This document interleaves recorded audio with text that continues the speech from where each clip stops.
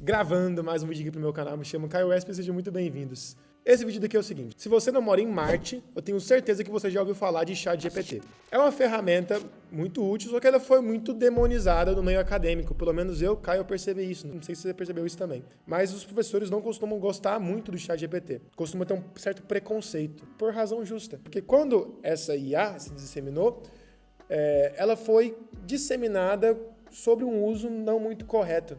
E você tem que tomar cuidado porque é uma ferramenta muito útil, muito poderosa, só que, se não usada da maneira correta, ela mais te atrapalha do que ajuda. E o objetivo desse vídeo é te ensinar a usar da maneira correta para te ajudar nos seus estudos. E esse vídeo é focado para estudantes de medicina, tá? Mas se você não estuda medicina e está aqui, vai te ajudar nos seus estudos em geral também.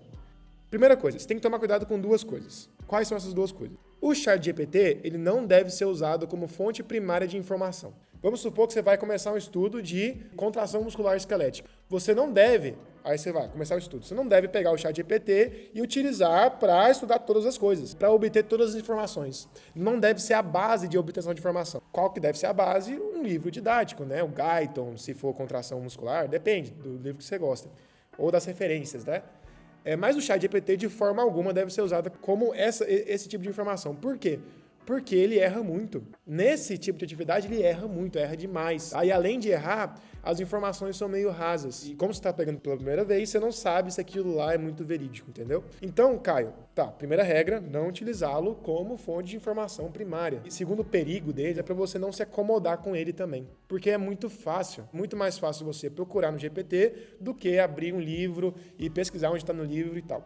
Mas sempre prefira um livro, tá? O ChatGPT, ele vai ser uma ferramenta boa como ajudante, como auxiliar ao conhecimento e não como fonte de obtenção primária. Entendam isso, tá? Isso para todas as áreas, não só a faculdade de medicina. Você está preparando para o vestibular, você não deve usar o ChatGPT como fonte de informação primária. Mas agora, vamos falar de como que eu utilizo ele, como que você pode utilizar ele.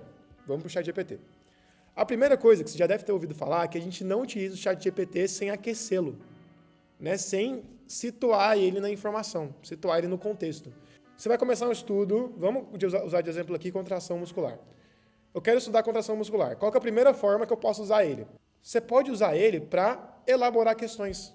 Então, por exemplo, você acabou de estudar a contração lá e você quer fixar a matéria. Uma ótima forma de fixar matérias, né? Fazendo questões. Você pode pedir para ele fazer, ao invés de procurar na internet.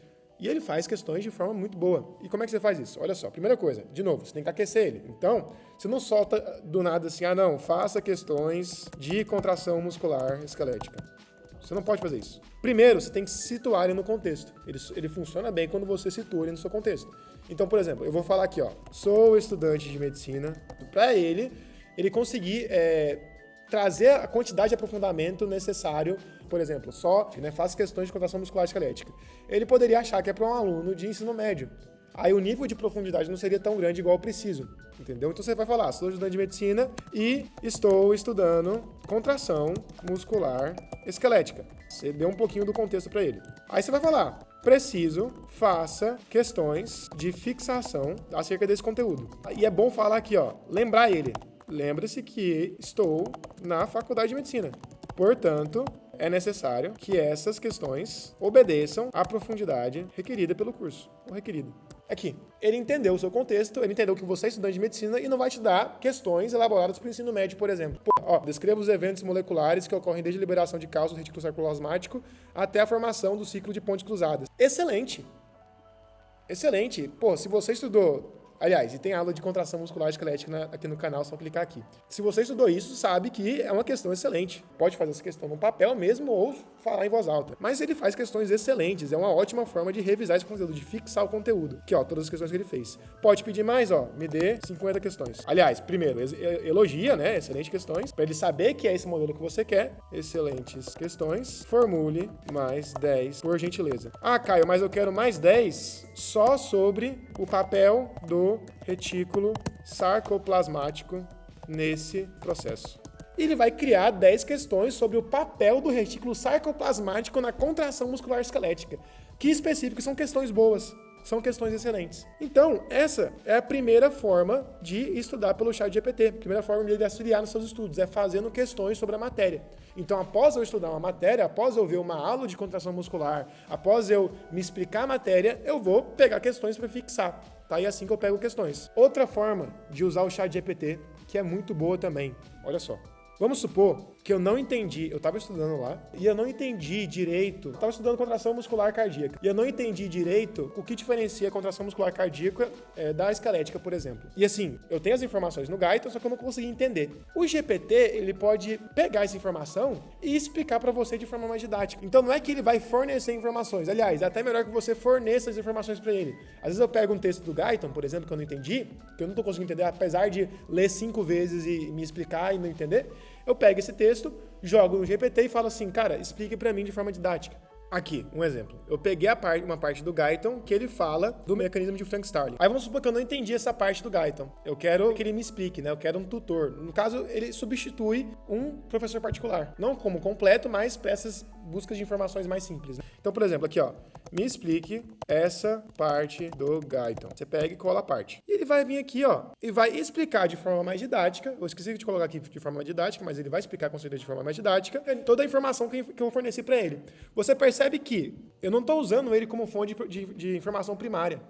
Não é que eu pedi para ele, me explique do zero o mecanismo de Frank Starling. Por quê? Porque ele está suscetível ao erro. Eu tenho que fornecer as informações, né? Fornecer a parte do capítulo que eu quero explicar, que ele explique, e ele explica para mim, tá? Então, igual eu falei, não utilize o ChatGPT como fonte primária, né? Utilize ele para elaborar questões ou explicar coisas para você. Então, você percebe que eu estou seguindo minha regra. Eu não estou utilizando ele como fonte de informação primária. Eu estou usando ele como um ajudante para entender os assuntos mais complexos, né? Então, eu forneço os dados para ele, eu forneço a base de conteúdo para ele me explicar. E também, além disso, ele faz questões de fixação para mim. Aí tem as variações, pode pedir para ele fazer questão. No caso, eu pedi para ele fazer questão de pergunta mesmo, né? Tem como pedir para ele fazer questão de A, B, C, D e E, assim como o formato das provas. Tem como você está preparando para residência. Tem como você fornecer as questões da sua banca para ele aprender, né, aquele contexto que eu falei, fornecer contexto para ele, fornecer as questões para ele, falar assim, ó, faça questões desse modo, copie o modo de elaboração dessa banca. E ele faz questões desse modo. Então é uma ferramenta muito útil para o estudo, sabendo usar da maneira correta. O que ele pode ajudar na faculdade? Ele pode elaborar um cronograma para você. Ele pode também corrigir textos, né? Por exemplo, você escreveu um artigo, quer publicar ele, quer corrigi-lo, né? Você passa ele no GPT, o GPT corrige os erros gramaticais para você. Então, é uma ferramenta muito boa se for usada da maneira correta, ok? Galera, é isso esse vídeo. Deixa o seu like se você gostou do vídeo, vai me ajudar demais. Se inscreva no canal e compartilhe com seus amigos. E até a próxima, fiquem com Deus.